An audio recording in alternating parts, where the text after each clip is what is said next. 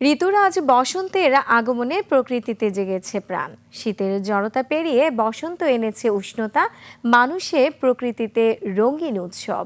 বন্দনার মধ্য দিয়ে রাজধানীতে হয়ে গেল বসন্ত উৎসব উদযাপন। গান, কবিতা, নৃত্যে বাংলার আবহমান সংস্কৃতির বৈচিত্র্যময় উপস্থাপনের পাশাপাশি প্রকৃতির সুরক্ষার বার্তা দেয়া হয়। আদিত্য মামুনকে সাথে নিয়ে সুমায়া খানের রিপোর্ট।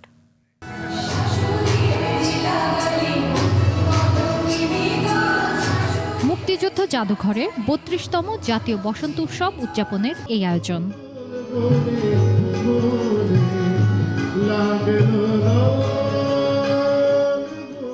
বসন্ত বাতাসে জেগেছে প্রাণ, ফুলের সৌরভে আর ভালোবাসায় বন্দনা হচ্ছে প্রকৃতির।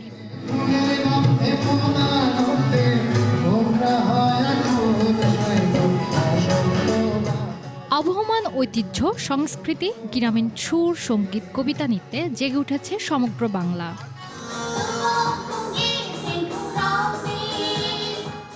রঙিন পোশাকে নরনারীরা মেতে আছেন স্নিগ্ধতায়।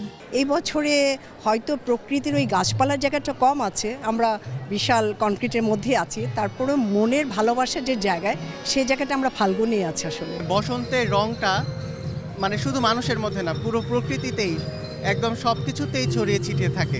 বসন্ত সবার মনে এই রঙের মতো অনেক সুন্দর হোক সবকিছু।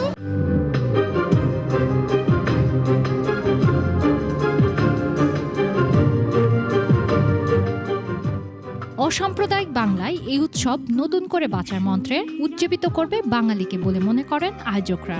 আমাদের প্রাণ এই প্রকৃতির দানের মধ্যে, সুতরাং প্রকৃতির প্রতি সদয় হওয়া মানে নিজের প্রতি সদয় হওয়া, এই ভূখণ্ডের প্রতি সদয় হওয়া। এই যে আমার যে রূপ, আমার সংস্কৃতির, আমার ষড়ঋতুর, সেই রূপগুলোর একটা অংশ ষড়ঋতুর ঋতুরাজ বসন্ত, তারই বন্দনা করছি আমরা চাই নতুন সরকার এসছে, আমরা যাতে আমাদের সুস্থ সংস্কৃতির আয়োজন সুষ্ঠুভাবে সমস্ত জায়গায় নির্বিঘ্নে পালন করতে পারি। এদিকে ঢাকা রিপোর্টার সিনেটিতে হয় বসন্ত দিনে ভালোবাসার গান। সুমাইয়া খান, ২১শে টেলিভিশন, ঢাকা।